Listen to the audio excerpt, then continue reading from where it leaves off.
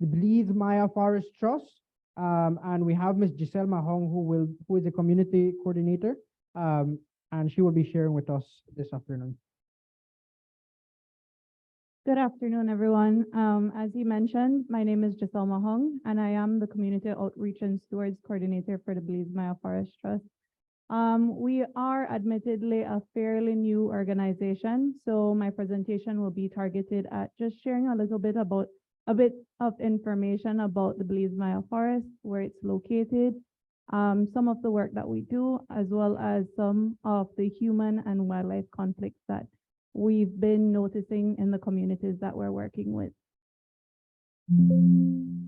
So the Belize Maya Forest Trust, the Belize Maya Forest, previously known as Yalbak and Laguna Seca, are properties that were recently purchased in December of 2020. They were purchased by a number of organizations that came together to purchase these properties for conservation. The Belize Maya Forest Trust was established also in December of 2020 as the steward, manager, and owner of the Belize Maya Forest. Our vision is to be a global benchmark for effective and lasting conservation, and our mission is to demonstrate a globally recognized, locally relevant model of a healthy biodiverse forest protected for and by all Belizeans. So one of the things that we've done quite recently, being last year, was develop a 5-year conservation action plan. And this conservation action plan is targeted at implementing conservation programs within the area of the Belize Maya Forest. And these programs are targeted at preserving biodiversity, also conserving critically endangered species, and also generally targeted at ensuring the sustainability of natural resources. So one of the questions you might have is, where is the Belize Maya Forest? The Belize Maya Forest is located in the northwestern section of Belize. Let me see if this has a pointer. Yes. So we are situated within this block of land.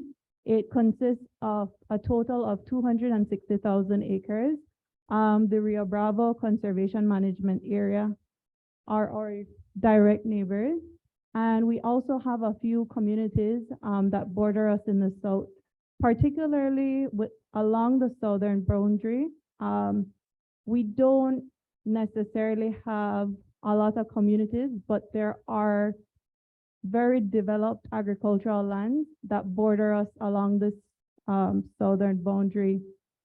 One of the things in developing our 5-year conservation action plan was identifying who our main stakeholder communities would be. And so several organizations, community members, private businesses, as well as the University of Belize helped us to identify these main stakeholders.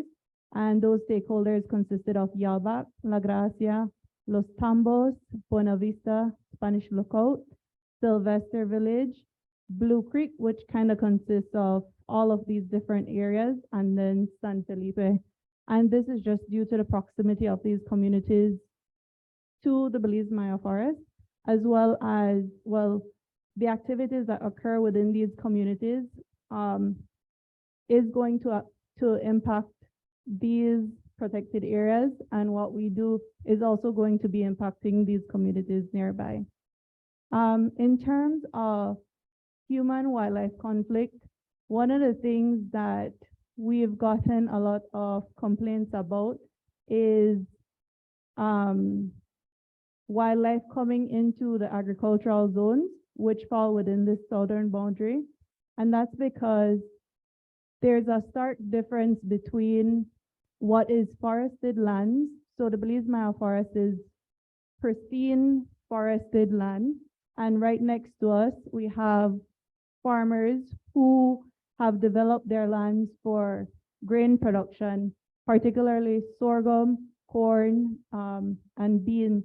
And so because there's this stark difference between this protected area and these agricultural lands, we've had instances where these wildlife would come into these agricultural lands to raid crops.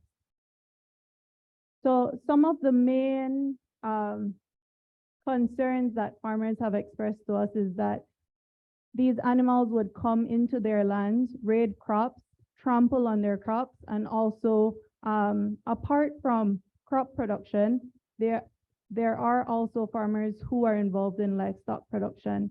And so, unfortunately, we don't have any pictures. These pictures are from camera traps that were set within the Belize Maya Forest. But some of the concerns that farmers have mentioned to us is that tapirs are some of the main species who have been involved in crop trampling. And apparently some of the main crops that these tapirs go after are watermelons, cantaloupes, sweet potatoes. Another main animal that has been mentioned by farmers are the coatimundis. And they've mentioned that these animals are particularly mischievous. One of the things that they've said to us is that, man, I got on my farm and the coatimundi brought more corn than I actually eat. So they've expressed that this species has been affecting their crop production significantly. Sorry. Another species previously that has been mentioned in terms of affecting livestock production are jaguars. This particular instance of human-wildlife conflict, we haven't heard any concerns lately, but one of the things, and it was mentioned earlier in one of the presentation, was, are there coyotes in Belize? So one of the things that we've heard is that coyotes are of a major concern, particularly for livestock producers, because there have been instances where the coyotes would go into those farmlands or those fields and go after their livestock. And so we've had instances where farmers have a huge conflict with particularly coyotes, because then that ends up going into, they then have less livestock, and then that means that that's impacting their livelihoods.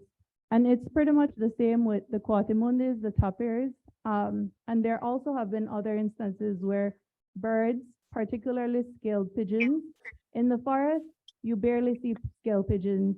You'd maybe see 3 or 4.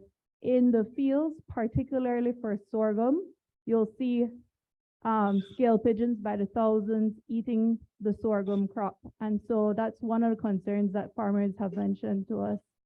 Another species that's been mentioned has been the chachalaca, which goes after the young beanstalk. And so then again, that's also another concern that these community members have expressed to us, because then ultimately it's been impacting their crop production.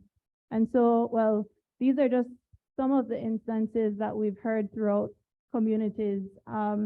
Within the Belize Maya Forest itself, our rangers have come across individuals who have participated in hunting, illegal hunting.